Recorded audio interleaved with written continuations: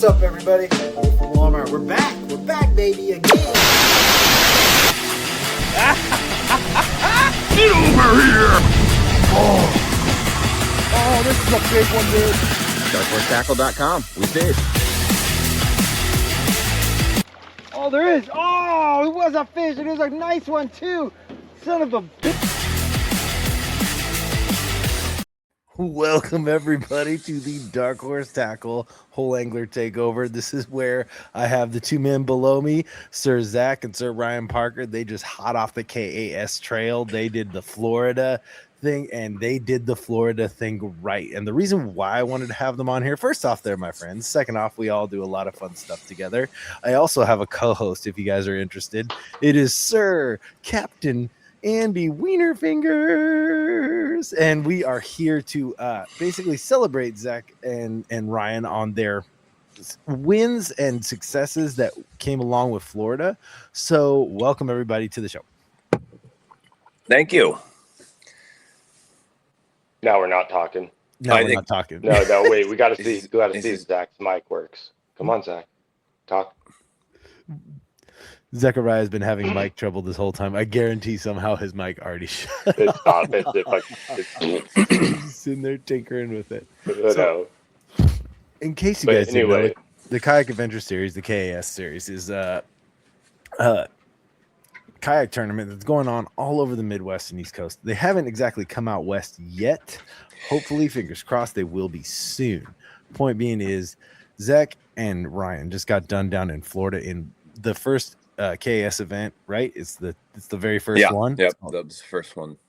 TallaBassee, yeah, dude. Tell me how that went, bro. What was your drive like to Florida? Tell me. I'm sure you and Zach did a lot of mouth fucking. It was long.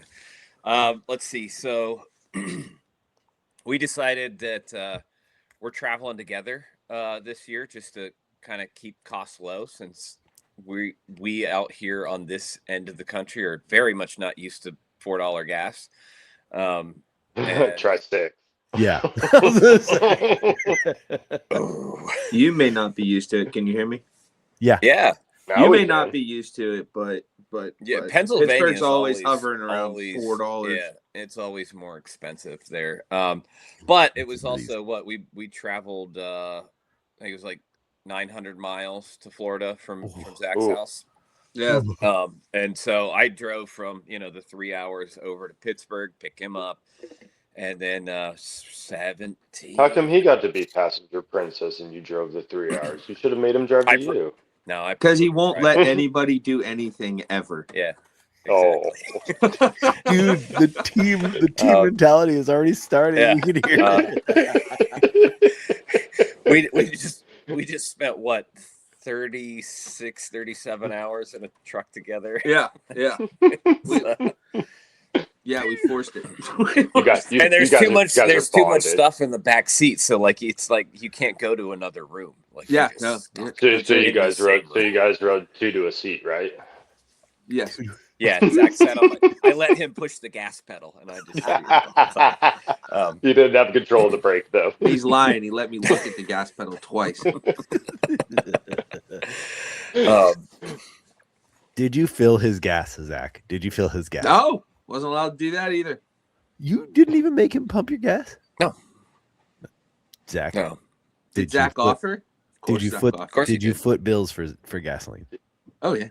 Yeah. Did he make you get a pedicure before, since you're I not paid pumping gas now? I think we used the card like what? What? Every time but one? Okay, cool. Yeah. Which how many fill-ups was it? Like 10? Oh, 10. What are you driving? Tacoma? No, cheap Tacoma, Frontier. Oh, okay.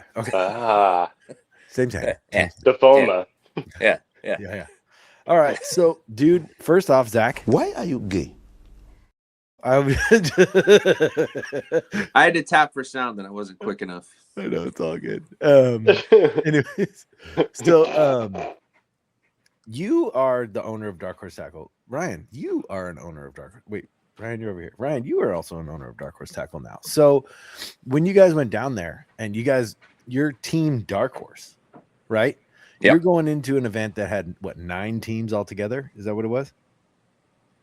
No, there's more than that. 13, I think. Oh, 13 Yeah. teams. Yeah, I felt like it was something like that. So what was your game plan going into that as a team event? I'll ask you guys individual angler later, but as a team, like, because me and Andy were thinking about doing team stuff. So as a team, what was your No, mentality wait, going hold down? up, Like, hold up. You signed us up for team stuff. yes, I did. We're going to do team stuff. Yeah. Voluntold. Yes. Why does it all sound? Why does it sound weird whenever you guys say team stuff? Why are you gay? Pretty much. Yeah. Well, it's like over the winter, late fall, early winter, that we were just talking about the following season, and I was under the impression that my team partner last year, Mr. Creek Crawler Brian Slayton, was he had just had a new baby last year, so he was kind of like, I got the impression like, okay, he's laying a little bit low, and so and then I talked to my Steve Baker, my team partner from a previous year. The first year. Yeah, and Steve and Russ are buddies, and they wanted to make another run at it, after last year. But I talked to Steve and I was like, okay, yeah, that's all good. And then Zach was expressing interest in doing it, and I was like, all right, well, I don't have a team partner. Like, why don't we just do Team Dark Horse? And that was what I felt like November, December last year, somewhere thereabouts. And What you're saying is I was not your first choice. well, you know me at this point, like, and you know how I operate. So it was like, do I want to also teach someone how to do this? Because I'm not a very good teacher. Same. That's cool. I'm not a very good. I kind of just, I'm like the drop you in the deep end and just see, like, you're either going to swim or you're not. Like, well, I will say, like, I've known Zach for a long time, and the best way to treat him is drop him in the deep end, because that man will swim. Yeah, and that was the thing. I said, look, like, we can do Team Dark Horse, but I was like, if we're doing this, like, we kind of have to do it. Like, I don't like, not to be a hard ass, but like, I was like, we got to do it my way. Like, there's a way that I do this, and I have to do it that way. Not to be a hard ass, but do what I tell you. No, I like it. Hey, ask Andy. I'm a dick. Like, when I'm like, dude, go over here and throw this, and he's like, I'm having fun with these fish. I'm all, those fish, like, come get some good fish over here. Like, yeah. But like, how much did you learn in just one trip? I've learned quite a bit. Yeah. Hell yeah. I mean, you learned enough to get fourth in an individual, but you learned a massive amount enough to become, you guys were first. You got Team Dark Horse took the team challenge out in TallaBassee. First solid. place. Well, I guess I learned enough to catch more than Ryan. Who caught the biggest fish of the trip? That's because you had all that rest from fucking riding in the passenger seat. Yeah, exactly. I ain't stupid. I was tired. I had to flip a drop shot. He could just chuck and wind the whole time. That sounds like me and Dave. Yep. Captain Chuck and Wind, and he comes back and cleans them all up. And I'm like, I don't even know how you. Yeah, but we had decided, I think, back in December what lake we were going to fish. Yeah. Because one of the biggest things with KAS is it's a massive playing field, the way that Drew sets up his game. Like, it's like you've got a ton of water to eliminate. And not only that, moving water, lakes, little ponds, like wilderness areas sometimes. And, whatever area you choose, Florida might not be one of them. All those, I feel like some of the rivers, but like some of them are just duds, right? Like they're there, but like, man, like no dice. There's no way.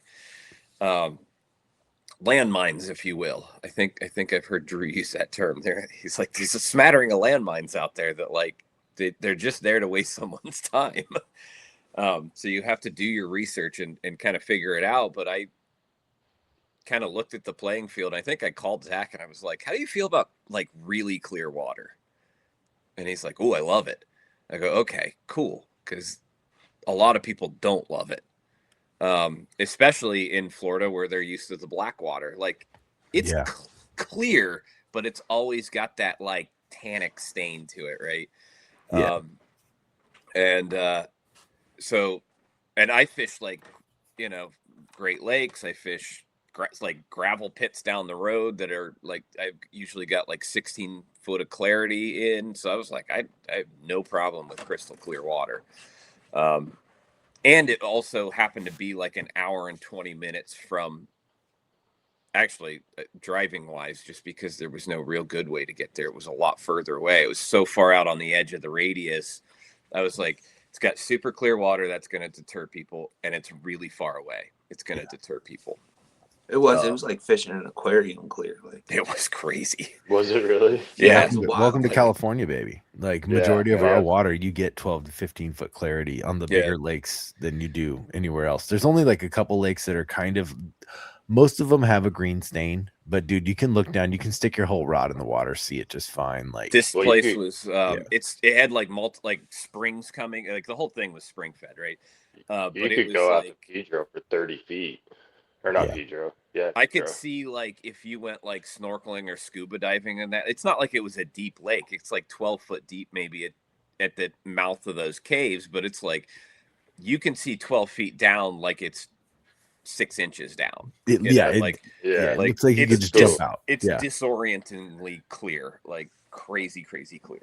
How crazy is that? I mean, because I know you guys aren't really used to that. I mean, Zach, you're kind of used to it because you're pretty comfortable with clearer water. But Ryan, like, how weird was that to like be moving and just watching the bottom flow by you? Like, you feel like you can just step out, right? You're like, oh, it's not that far. Like, that's there was kind of a depth range that seemed to be relatively important. Like, not like, and it was a range. Like, I would call it. By actual tournament day, it was 3 really to about 6.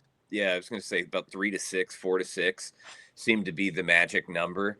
But like in practice, like I said it, I was like, I don't know. It's like 3-4 feet is where I keep seeing all of them. But it was like, when I'm gauging that, I was like, it looks like it's a foot, like a foot deep. And then I stick my paddle in. It's like, oh, okay. That's a lot deeper than it looked. Yeah, it's wild, huh? It's cool though. So Zach, before you get up and walk away, you got 4th, dude, and Ryan, you got 7th. Yeah, and you guys got the first in team tournament. So you're telling me that off Dark Horse Tackle Baits, you guys got 2 top 10s and a first place in team tournaments? Yes, sir. Is there any awards that I'm missing? Nope.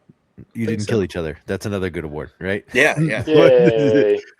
If I know anything about both of you guys, fun. We did have a lot of fun. Neither of us have ever. That sounded a fished little in Florida. Neither one of you have fished in Florida. No, never fished in Florida. In fact, not only that, but that was the first time I got a line wet in 2026. Yeah. Oh, shit. And we got down there. We had a little hiccup with the campground. Like we got in late Wednesday night and our site was already occupied. And I was like, we'll deal with it in the morning. We're just squatters. Another one. California. They were indeed squatters, and Glenn had to kick them off, and they left them to run them out. But it cut our one practice day like 4 hours short. So we ended up having about 4 hours. Zach went one way on the lake. I went the other way, and we were just looking. Yep. Sting any fish, Zach? I know he told you don't sting anything. Did you sting anything? Yeah. Oh, no, I did not.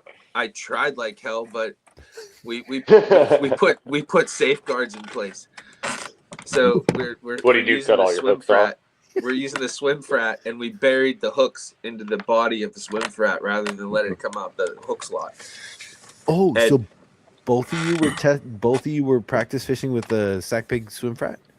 Yeah, I mean, it's a big enough bait. It has a lot of drawing power. So even if it wasn't it ended up being Zach's deal.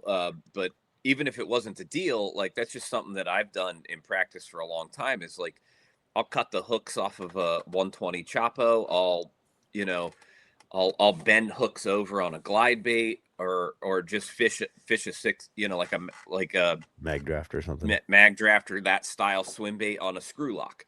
Yeah. Because it pulls fish, but you don't burn your areas. But yeah, I mean, we're all talking like, don't sting the fish, don't sting the fish, don't sting the fish, da da da da da. Dude, the first hit I had on practice day, just wham! Yeah. So he hasn't It's a bass good thing fished that in hook was buried. 2026 at all, and then we get there, and I'm like, oh, by the way, you can't catch fish today. Yeah. We drove all the way to Florida, and If that you're gonna hook get was on the out, water for the if first that hook time. was out, that fish would have been in the boat.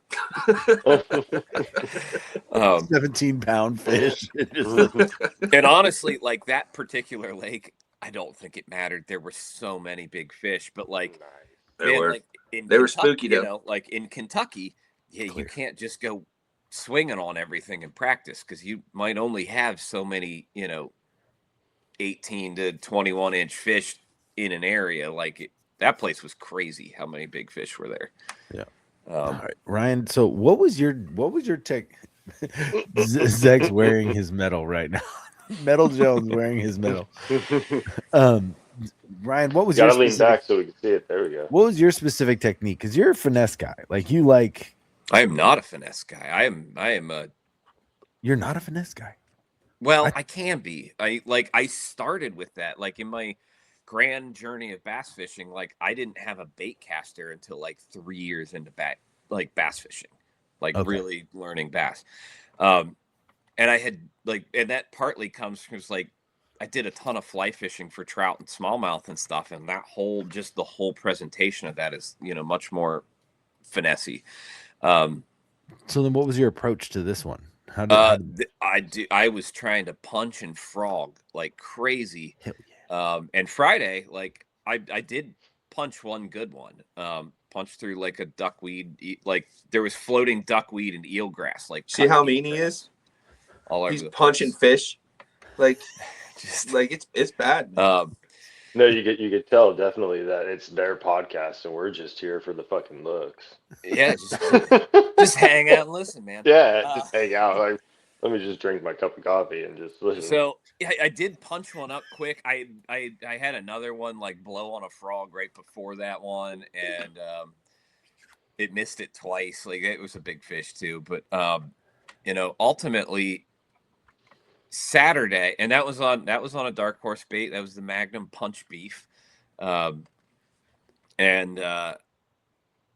it was where I saw 3 giants on Thursday. Like I think I caught the smallest of the 3 because I was like, one of those fish is 20 for sure, and 2 of them are I judged them safely at 21, but I think they were both of them were closer to 22, 23 maybe. Like they're giant. There was a lot of big fish on the lake, man.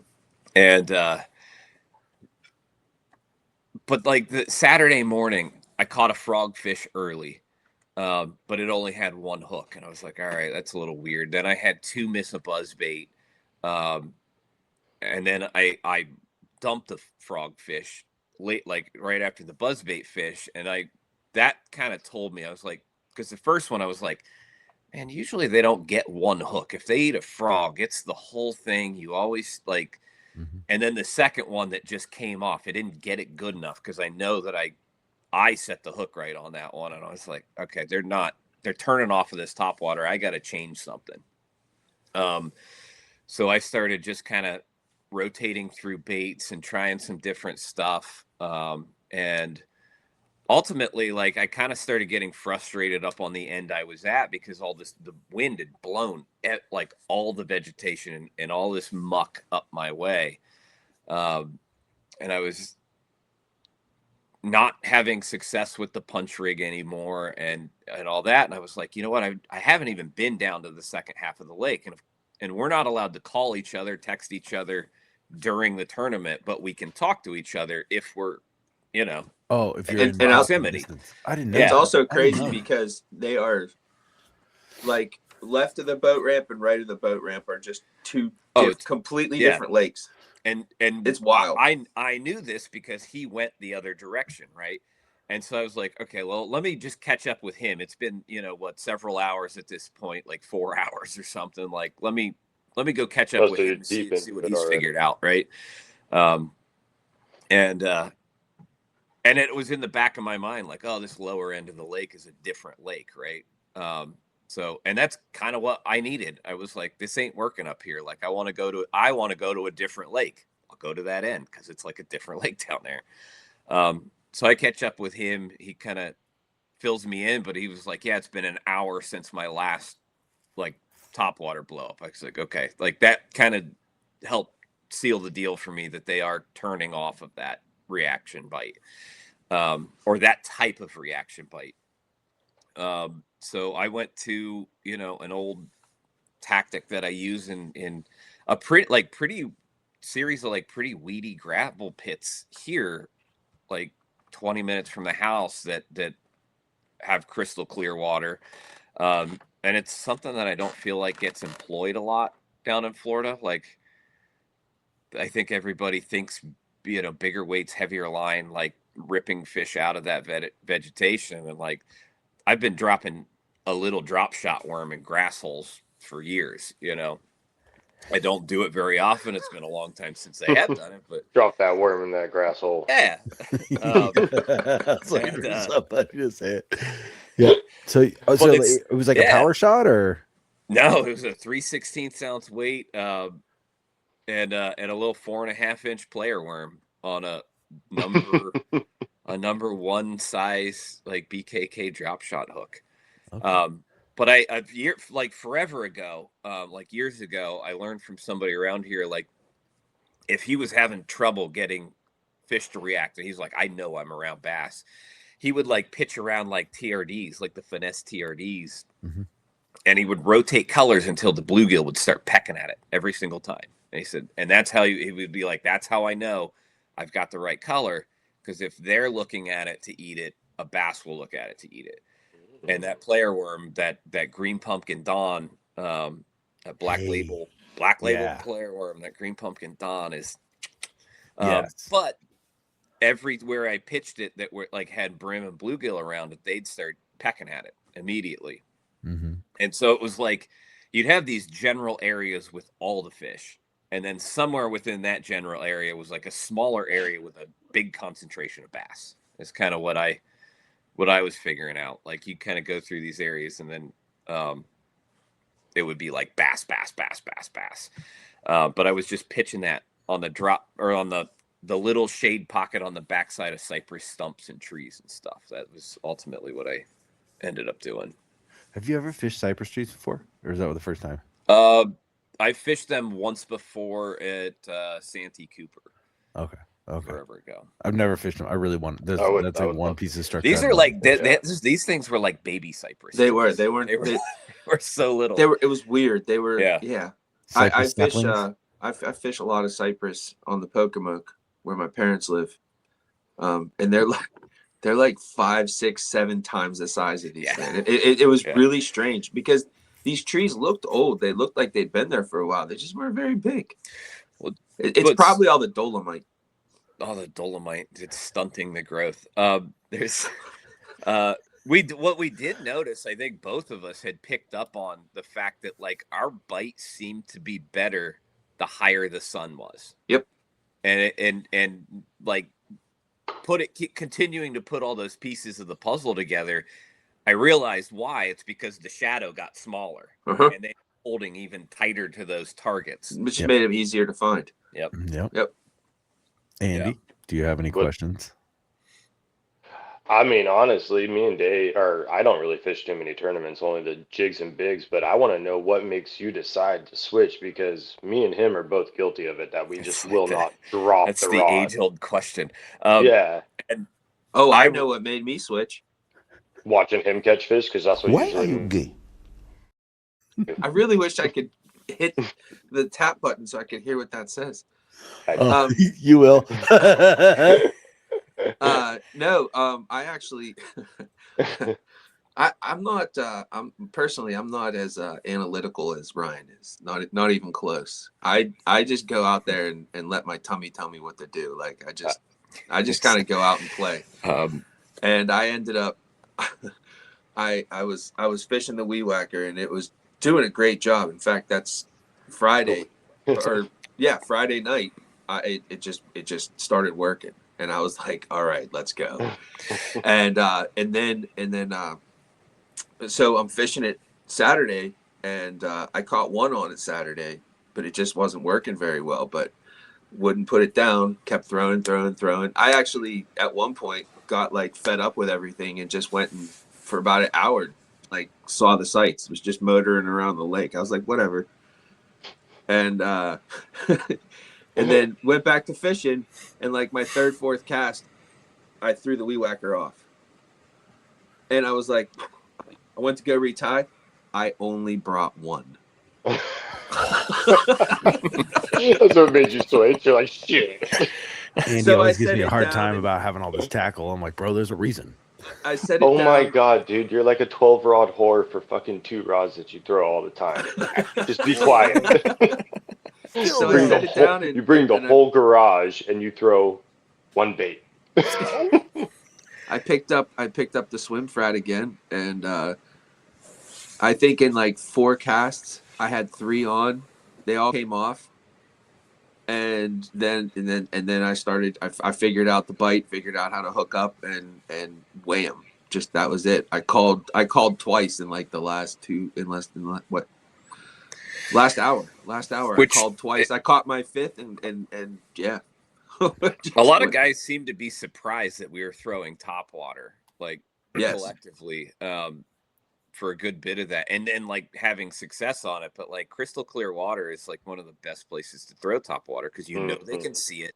It moves really fast, and they just like the ones that are going to hit it just react to it. It's not going to catch all the fish in the lake on any given day, but it will get bit.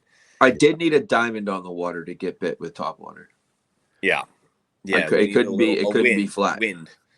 Wind.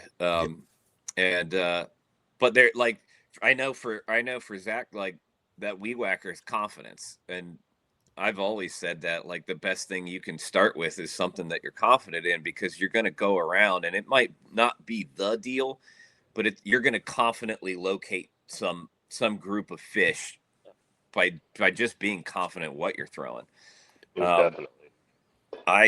I do like throwing those bigger swim baits and like this, like I do. So when he was like, "Oh, I'm getting whacked on the swim frat that last hour," and I was like, "Cool, I'm just gonna, I've got that. I'll tie it back on and I'll throw that. And if I really feel like there's a fish on that stump, I'm gonna flip that drop shot in." And I had a 2021 like looking at my drop shot within like the last 3 minutes off one stump because I was like, oh my God, but that would have moved the needle like 4 inches for me. It is what it is, but like it was like, God, we were like, I was definitely doing the right thing. It was ultimately that fish ended up seeing the boat, like I know it did, and it just turned and.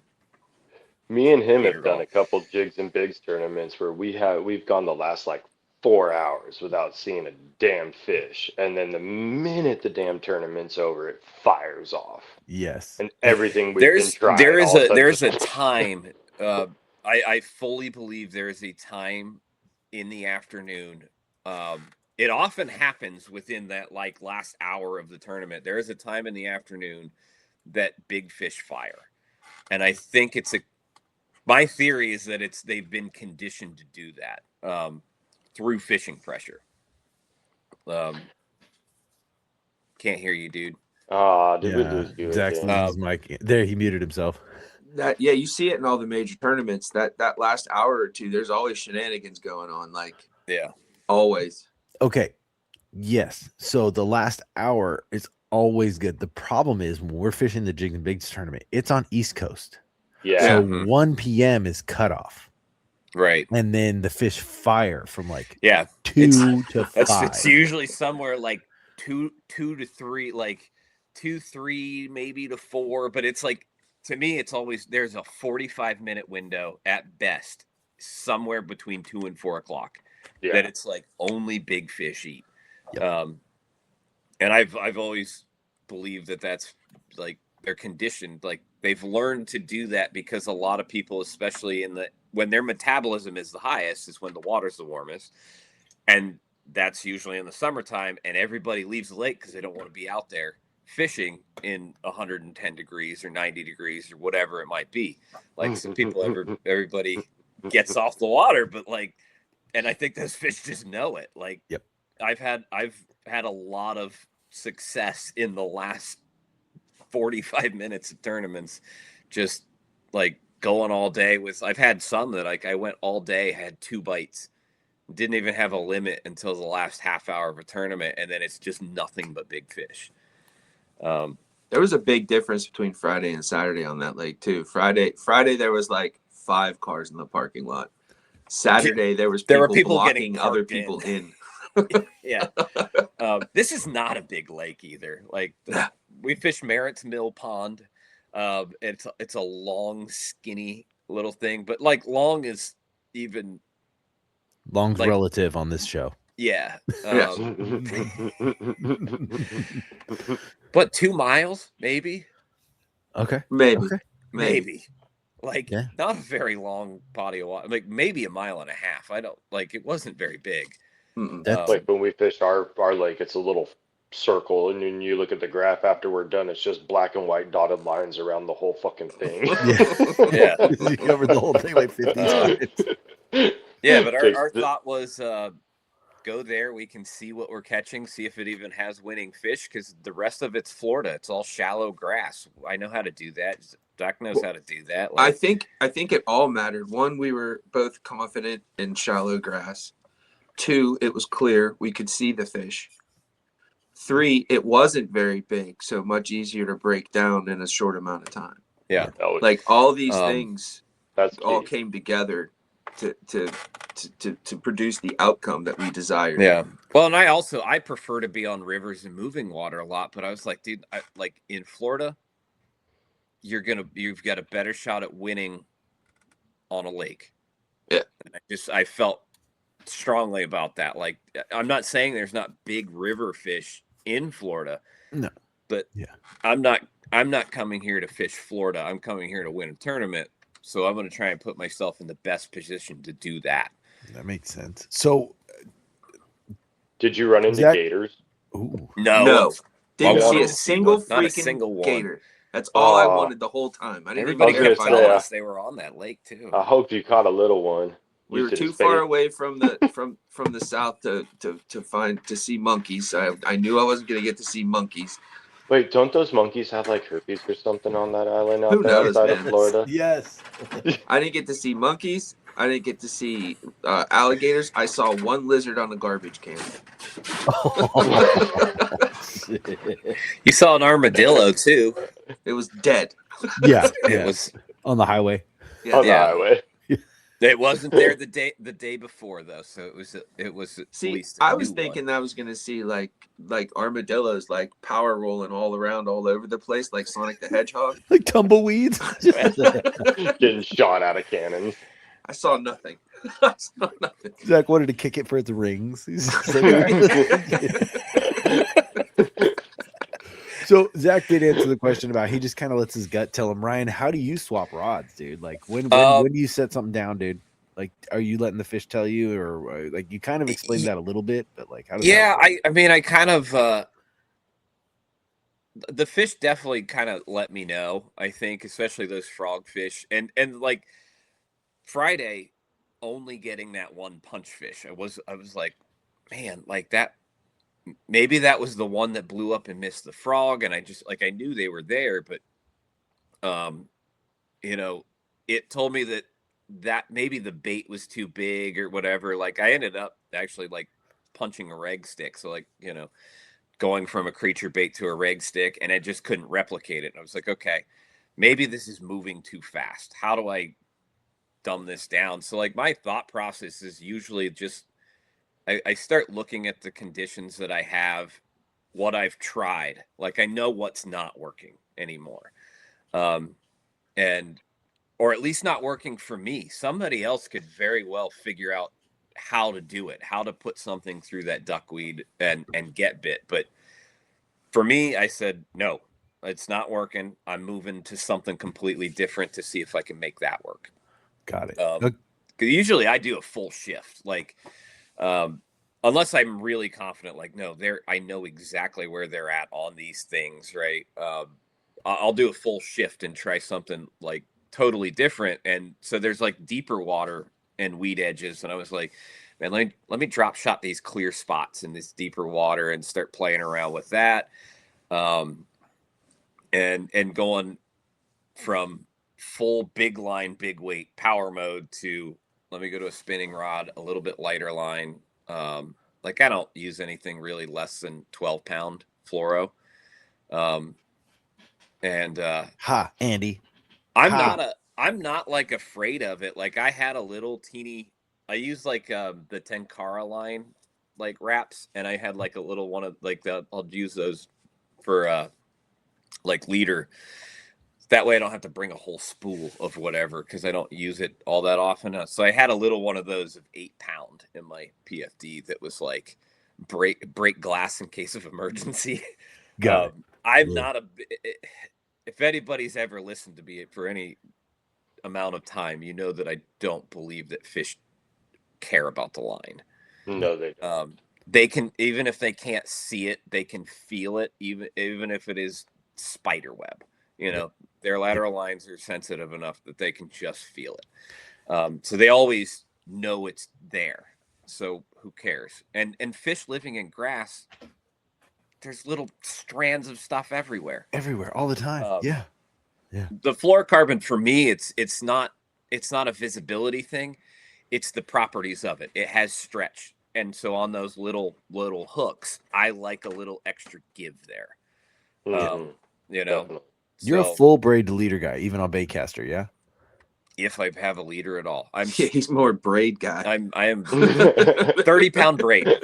Got it. Straight 30-pound braid on most things. But if you look at like a lot of my bait casters are more moderate rods. They're all moderate fast rods that give me that shock absorption back somewhere.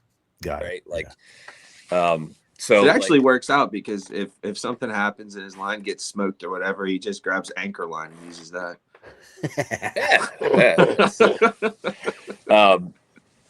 But that change is just me working through the puzzle and kind of I've tried to be better about changing quicker. It's something I've been trying to work on just personally with my fishing, because I know it's something that I've been pretty hard-headed with in the past, where like, no, I'm just going to keep throwing the things I want to throw, and I'll just eventually run into fish that will eat the things that I'm throwing. That's a fine line, though, isn't it? Like, changing is. Quick can also be a problem. Yeah. Yes. That's true. That's true. But see, I run into the issue of getting bored and going to chase bluegill for a little bit. You know, to a degree, this kind of does go back a little bit to the confidence thing, right? Like, if I'm no longer confident in the things that I'm throwing, I need to change to something else that I have confidence in that I haven't tried, right? So, like, the fish were eating the frog weird. I've kind of started losing confidence in that. They flat out were missing my buzzbait. So I don't have confidence in that. The punch bite, I think, was almost even a little misleading for me Friday, because like I only caught the one fish, and I was like, which usually for me, I'm like, okay, it's, you know, that's a more methodical way of fishing. You can do it pretty quickly, but it's all about quantity of targets, you know, that you hit. I punched for a little while, and I truly believe that punch fish you caught was a liar. Yeah. Yep. I think it was a little misleading because it happened so early Friday. I said, I can punch for 4 hours. Like, I have no problem doing this, you know, if this is the quality that's coming out of it, you know. And so I locked that thing in my hand for a while, and I was like, man. So I was pretty well done with the punch thing Friday. So I was already starting to shift. And then of course we talk afterwards, and you had figured something out. I was like, okay, we'll go back here. Like we're the pieces are starting to fit. Like I've figured out what pieces don't even go with this puzzle. He's figured out where some pieces go with the puzzle. So I honestly wonder if, I don't know. I mean, obviously the bait was somewhat important, but I think it actually, for me, it actually came down to an area. It's the areas. I found an area yeah. that held them, and that they tended to, whether they were there all the time and then just fired up at certain times, or they were just when fish are active, that's where they found go. a more active group of fish. It's, like, I mean, and then afterwards, you look at the map, and it was a truly odd, special area in the lake, like with its geographic features and all that, topographic, whatever you want to say. But it was a truly special place in the lake. That's kind of what I want to transition to, because I want to move to Zach real quick. Zach, you got forced, dude. Like, I saw you online sitting in the hot seat. First off, what kayak cushion did you use for the hot seat? Was it a KS kayak cushion? I don't have. No, he has a custom one that says the hot seat. Oh, okay. He So, literally has but Zach, you were in the hot seat, dude. Like, that's a rarity, dude. So first off, what'd that feel like to be in the hot seat? Really, really strange, because the hot seat wasn't on the stage. It was on the ground, and it was dead nuts in front of the camera. And so, like, I don't know what to do with my hands. We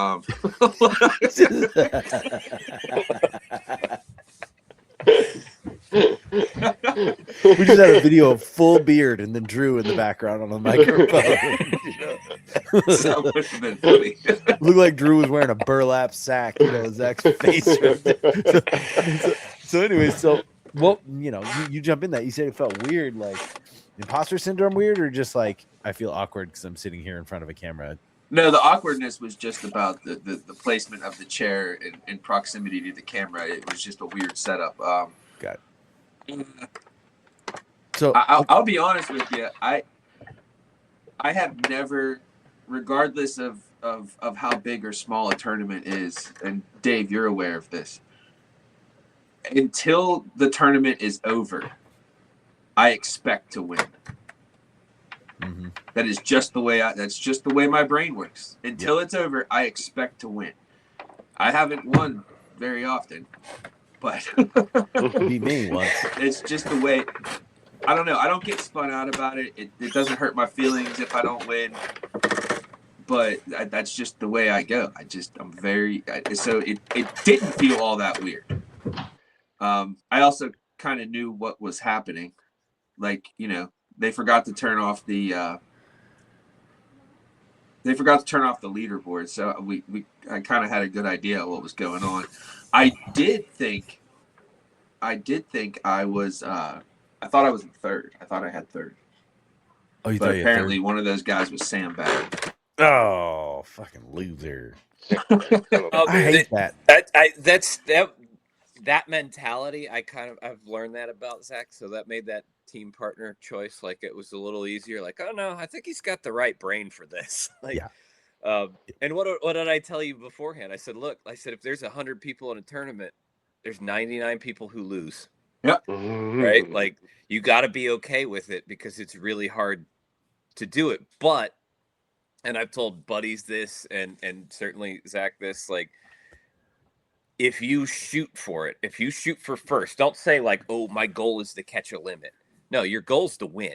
Because if your goal is to win and that's what you're trying to obtain, and you fall short, you usually find yourself in the top 10, top 15% anyway, right? Like, but like having that mentality is something that not a lot of people, I feel like, talk about. Like, I certainly haven't heard too many people kind of talk about having that mindset. Yeah.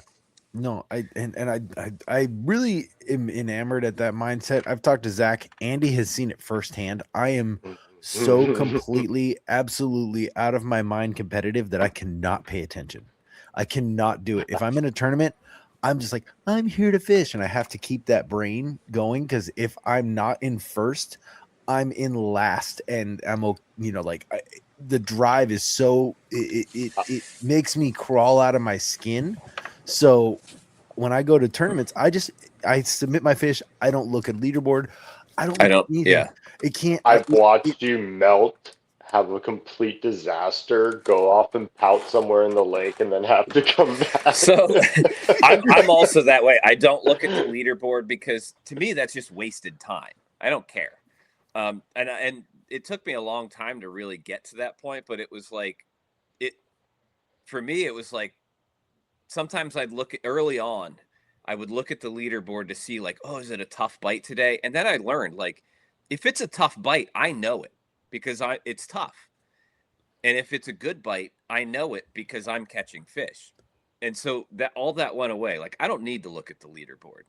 Yep. I'm like, and that was just something that you kind of learn. Like I was like, no, I am as good as everybody else. Like I'm as good as the best guys here. So I don't need to look at that. Yeah, I don't know. Looking at the leaderboard doesn't bother me. It just doesn't spin bother me out. me.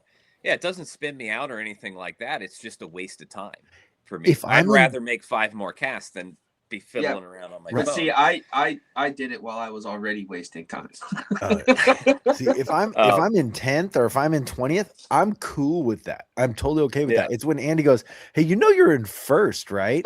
And I'm like, bleh, I just melt because now I have like in my mind this set standard that I can. Oh no, I have to keep this.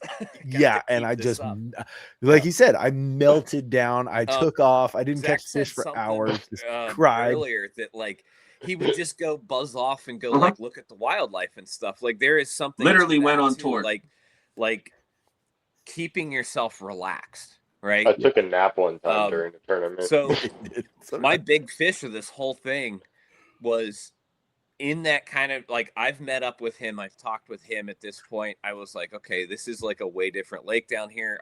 I want to fish this. My big fish came from I was just standing up, drifting around in the wind, letting the wind kind of blow me around. And I'm like, what is that white fish over there? It's like, and I noticed it and like chasing other fish, and then I see like about an 18 swim down into the grass, and I'm like, oh, there's a big bass over here. And then as I follow that 18 down, there's like a 22-ish something like sitting down on a deep weed edge, and I was like, oh, there's like giants over here. What is that white fish over there? And it's a big tilapia. And I watched that thing like pushing bluegills and other bass away from its bed, away from its nest. And as I'm just drifting around, I at that point I pick up my drop shot and I'm just drifting around looking because I'm like, that thing's gonna just move something. Because now I've already seen 2 big fish over here, and sure enough, that 22 I caught just comes out of like this little basketball-sized grass clump, and just I see where it's going. I pitch the drop shot down into that little clear spot in the grass. Never felt it eat it. I saw its gills flare. Kind of just tested the line to pick up on it, and I was like, that's either a blade of grass or the fish just ate that drop shot, and so I just popped it. And then Ryan made a mistake.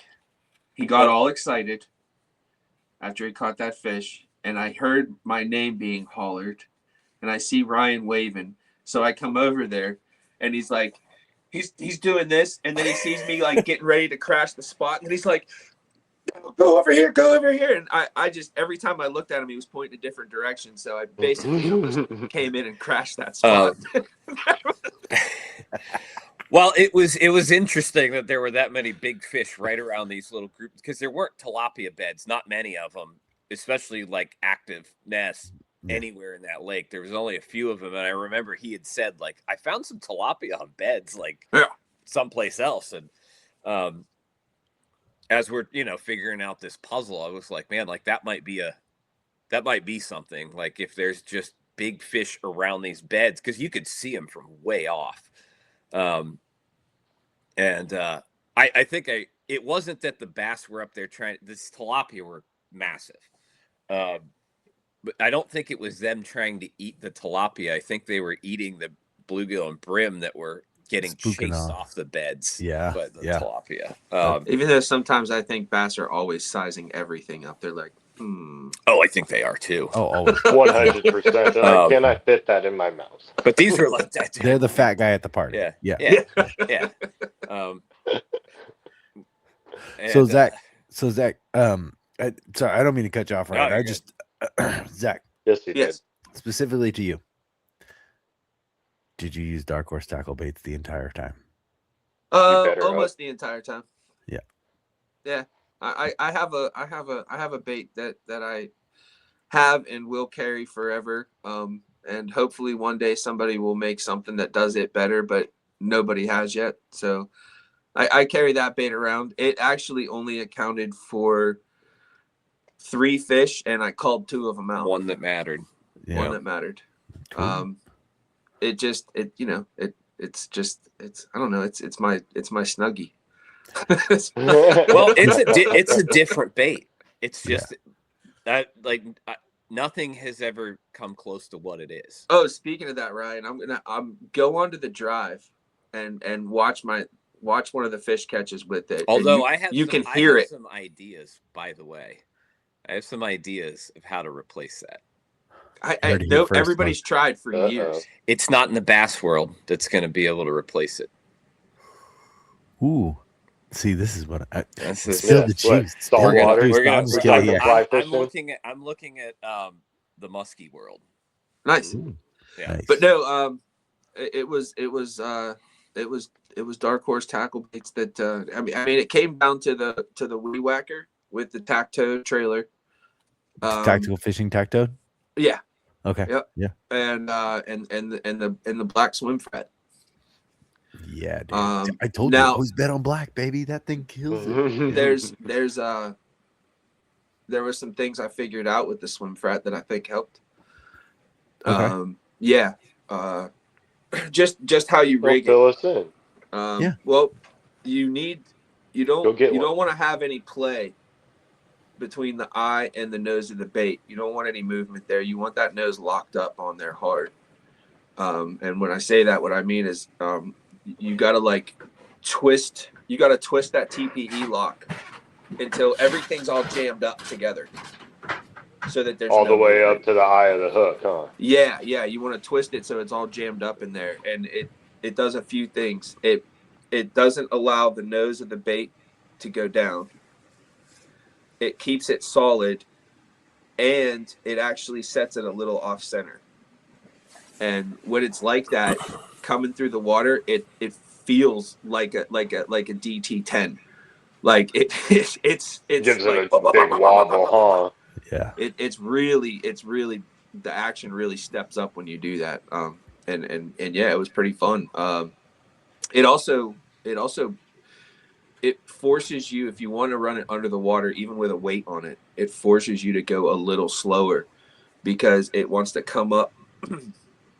It wants to come up when it's locked up like that. It wants to come up to the surface. So if you are looking to do it on the surface, that's actually a helpful hint there too, because it rides the surface way better that way.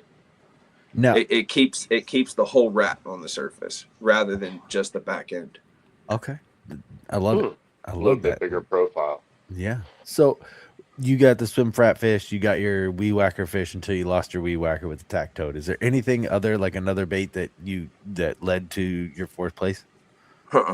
No, just those two. Just you fish the way you love to fish. I love it. Yes. I could have I could have KVD and Jacob Wheeler sitting on my left and right shoulders, telling me exactly what the perfect thing to do is. I'm still going to do what I want to do. Which I think makes you a great partner for Ryan, because that gives Ryan room to grow with the partner, and at the same time, like, you guys both have like the drive for success in this. So I just think you guys are going to work out really well. You guys are either going to kill it this season or kill each other, and I freaking love what you guys are doing. Like, I think it reminds me of there's a and nobody probably knows who this is, but there's a Ren and Stimpy. No, there's an artist, a song artist. It's Amos Lee, and he has a song called "Keep It Loose, Keep It Tight." And that. Okay. Same, but different. I feel like if we were gonna kill each other, it would have happened. Yeah, it would have done happen. We actually got into a heated argument about about this app we're working on with a partner at Dark Horse Tackle. Yeah. And the funniest part is at the end of it, I think we were pretty much in agreement and kind of saying the same thing, just 2 different ways. But people got to be heard. Yeah, I love it. So, okay, did you guys know that you guys were going to be 1st place? Did you guys have like an inkling, like, dude, we Team wise, from yeah. From like just past experiences, it's like I think only one other time that I can recall of like a KS tournament was like both team guys did well, right? Like there's usually one guy in the team who carries a lot of the weight, and the other just does well enough, you know. And I've been the guy that's carried the weight. I've been the guy that does well enough. So like when I finally caught a limit, I looked at it, I was like 92. 92. I was like, that math can't be right. Like I've got like a 15 3/4 on here. That can't be right. I was like, oh, that like, yeah, I have that giant one on here. That's helping to share that load. 192 and what, a quarter? But I at this point I had no idea that he had 100 inches, you know. So like that's solid, I was like, though, dude. I was like, yeah, that's but he was already in the 90s. I was like, dude, we're doing pretty good as a team. And then we run back into each other, the last half hour of the day. And he goes, I'm pretty sure I cracked the century belt. And I go, oh, I think we're doing really well on the team side. I will say that you didn't correct me earlier. You got a century belt. That was the other award that I forgot. I knew I forgot something. For it. You should have just said it. That was the one time where my heart did kind of sink in the whole tournament. It just for a fraction of a second, I called up the first time, and I was at like 99 1/4 or like 99 1/2, and I was like, oh, that's it. I'm not catching another thing. Like it ain't. My day's over now. I might as well just pack up. Get the truck loaded early. But then it happened. But no, that was he couldn't do that. I won't let him hold the keys. Yeah.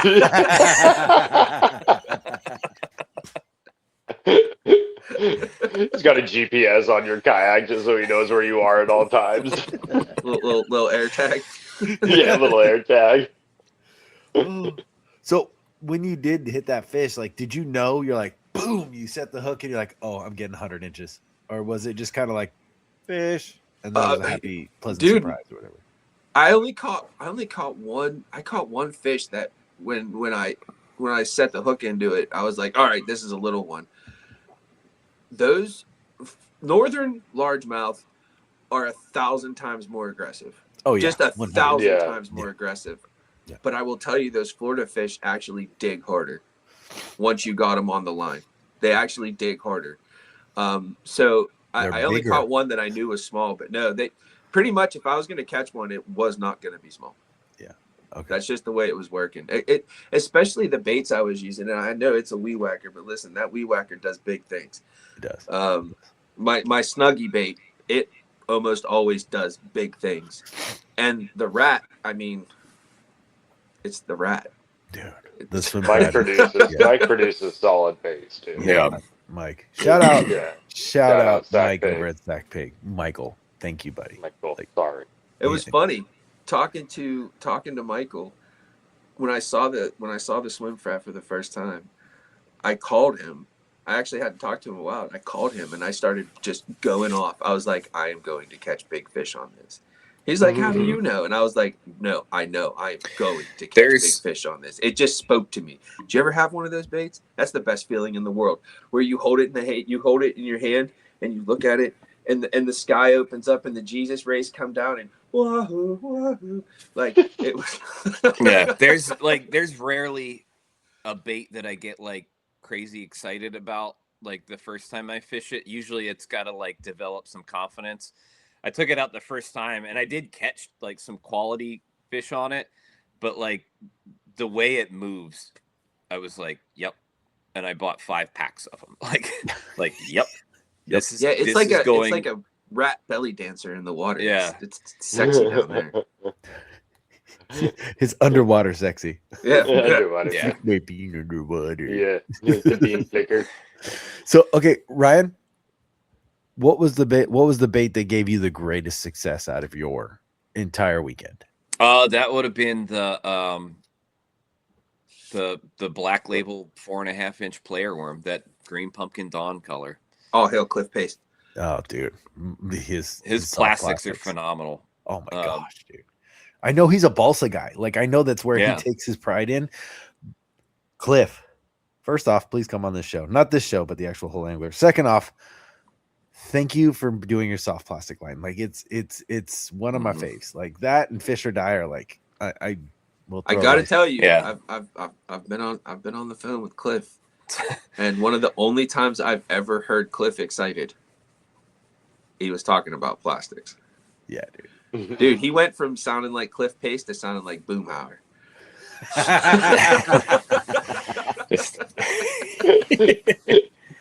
He was excited, man. Yeah, that was like I said. Zach knows. I have like my Lakewood billfold that has like all my plastics. That's the arsenal of plastics. And then I have like the little quick draw on the side of my black pack. But if it gets shoved right here in my PFD, I'm not touching another thing for the rest of the day. Yes. I have a method to it, right? Like, and that was just shoved here for the last. You have a method for something? I'm shocked. Believe it or not. Yeah, so that was definitely it. Something that doesn't have like I caught a couple of like the brim that were in there, and they were like greenish purple, and I was like, well, no wonder they're keyed into this color right now. Like, I was like, it doesn't look like one, but man, this color's the right one, you know? Yeah. Yes. Seriously. No. Green, pumpkin, purple. Yeah. All day. Dude, I have bags of those. Andy, I'll give you some. I have bags of those green pumpkin morning dawn. I think I bought those. I think I bought those baits in January for Florida. Oh, nice. Yeah. For all the Dark Horse Tackle customers, whenever you come on to Dark Horse Tackle, if there is the exclusive Dark Horse Tackle color or a twisted green pumpkin purple, and you see it not sold out, hurry up, because every single time Dave gets on the website, he will literally buy them all. Yes. He's done it multiple color times. That works everywhere out here. It's my color. It's my color. Like I can't not throw green pumpkin purple.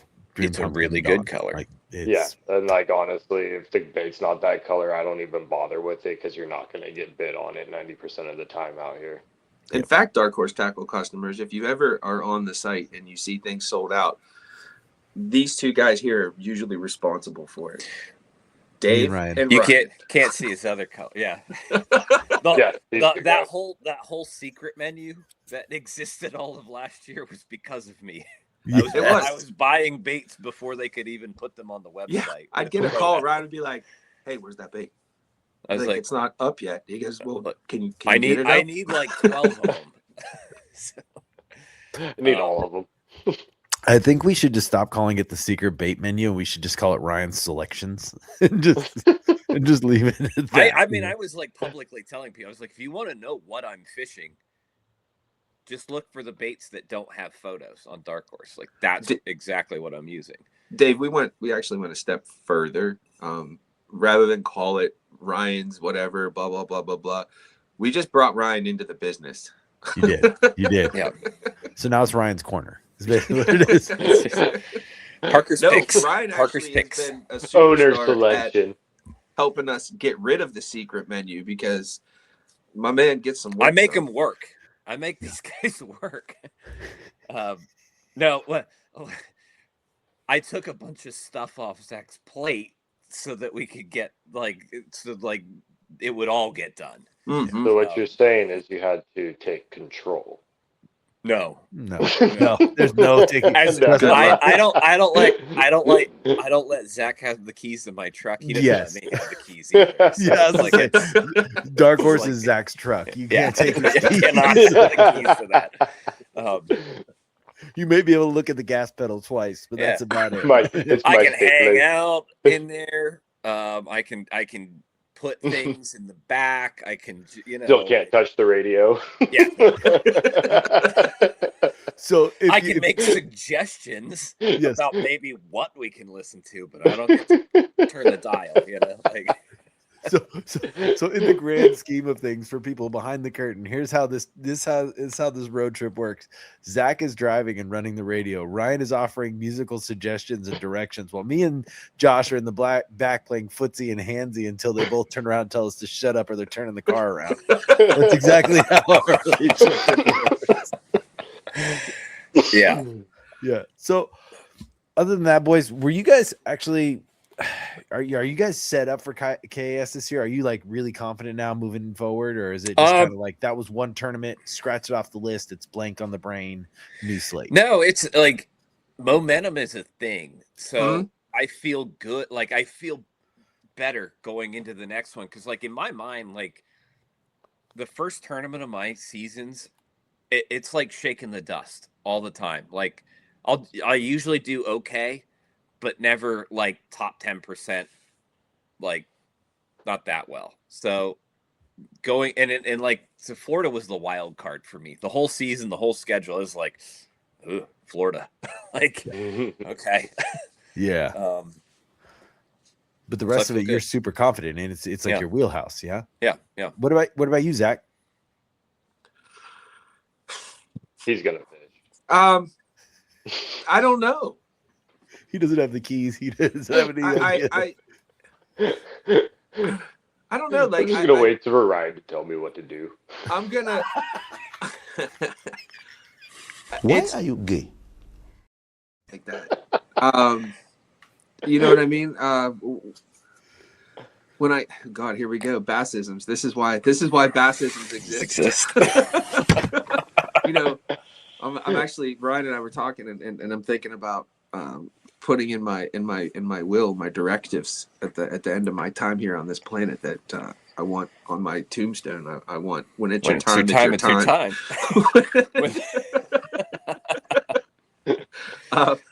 But I mean, I'm gonna look at stuff, and we're gonna go into it, and I'm just gonna go fishing. And it's not gonna. I don't feel like I'm gonna win any more than I did when I went to Florida or when I do a jigs and bigs tournament or anything else. I told you I always think I'm going to win, always.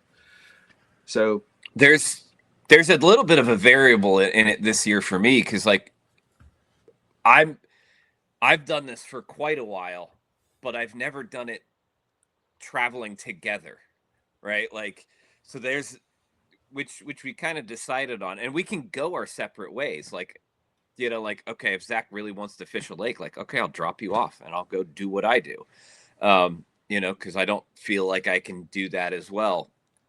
Or vice versa. Like, hey, just drop me off at the river and I'll give you the keys and you drive yourself to whatever you want to do. And then I'll just drop you a pin and say, pick me up here at the end of the day. But just, you know, don't be late. Yeah. He's gonna pull the keys out of his pockets, and I'm gonna be jumping up and down and batting my eyes and clapping my hands. And you better make sure when you get the keys that you just move everything.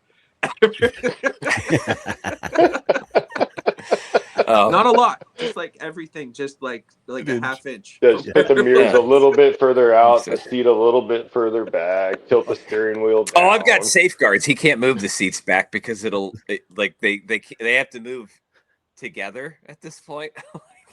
And if we learned anything, there's too much shit in the back seat for us to move the seats. That it is crazy. No, it is a solid wall behind the seat. Both of us do not pack very heavy. No. Like, but it's like all that gear adds up, you know, like when you're doing it this way. And I pretty much just need a sandwich and a bedroll.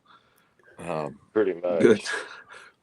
So if me and Dave were to do that, he'd give me like a milk crate area to put my stuff. Yeah. And I wouldn't even fill that area. No, he because would not. I know that Dave would have the rest of everything that I would need, and you would have multiples of it. I just bring soft plastics. Basically, yeah. I have a tackle shop on wheels, like permanently attached to my truck. It is pretty cool. Truck. Yeah. He's also got a really sweet rod locker. Yeah, the Yakima box. Yeah, that is still housing 3 of my rods. Yeah. Oops. What is it? 4 hours away. Tell me you kept his wee whacker rod. He did. About fishing this weekend. He did. Yes, my BFS setup is in the rod locker. Yes, I love it. Andy, Zach throws BFS like half ounce and bigger. Like I love it. It's just so he can throw it further. That's the yes. You just throw it further. Yeah. The rod's got the bait on it. It's all fucking hunched over like this. The little wee whacker blade just thumping, the rod's just kicking. So you guys fish the KAS, dude. Can you explain KAS to some people? Like, because not a lot of people that listen to the show, they know what KAS is, but in comparison to other tournaments, how was your KAS experience? I need you to rephrase the question. Okay, how was your KAS experience seeing as you camped away from everybody? Can you tell people about KAS in a shorter amount of time than Drew is the question. The Kayak Adventure Series, it's an actual kayak tournament that's not normal kayak tournament series. It's more family oriented, it's more fun oriented, it's group based. They have all sorts of different awards that you wouldn't find at a normal tournament, such as biggest loss on fish, micro bags, certain things you can get payouts on that nobody else can. How's that sound? Pretty good. Just because you said it faster. Yeah, exactly. It's such an all-encompassing term. It's so different. Like a prescription drug commercial. Micro machines. Right, Here we go. exactly. You kind of look like the Micro Machine guy. No, our Kayak Adventure Series it's unique in the sense that it's a group of anglers that get to do what they do best, right? That's the allure for me. I like fishing rivers and I'm very good at it. That's where I feel the strongest at. And there's always a river that I could go do that on. If you're a live scoper out deep, there's usually a place for you to do that, like. Yeah. I forgot to do that. Sorry. Yeah. Continue. I saw that. Yeah. It's a unique format in the sense that it is all encompassing for an area, not just a body of water, right? Which each and every body of water in a radius is kind of unique, or just the general area is unique for many reasons. So, and there's plenty of ways to attack that too. You can do the Airbnb and like party, have fun, be around everybody all the time, which is not really my thing. I want to be around everybody after the tournament. I actually enjoyed Ryan's plan of attack or method of KAS way better than I like. I've done it the other way plenty of times, and sleeping out underneath the stars and in the quiet until the hippies come with the bongos. They played us to sleep, man. They played us to sleep. It was way better. It kept you way more focused. It was much nicer. It's certainly, I think there's like a running joke at this point. They like Drew will offer me a spot at an Airbnb often, and he's like, "You're probably just going to be out there with the bears again, though." Like he asked me 3 times. I was like, "No, Ryan is making us sleep in the swamp." That was your best chance to find a gator, though. Yeah, and I still didn't see one. Well, we never really did walk down to the banks of old Camel Pond Lake. Camel Pond Lake, whatever. Camel Toe Lake. That's what Zach is calling it the whole time. Camel Lake. That's where we were. But... It's Camel Lake. How can you not add the toe? Yeah, you I know, right? Put it in there. That's unwritten rule. Yeah. So in fishing the KAS, because you guys are out, outside, when you guys got in with the group, like, what's the feel? What's the vibe going on in KAS for you two? Like, is it like bros and homies, or is it like competition? Yeah. No, early, like that, the Thursday meetup, I think people are, it's all cordial. Everybody's, having a good time, but but everybody's eyeing everybody else up. It's a little more tight-lipped, right?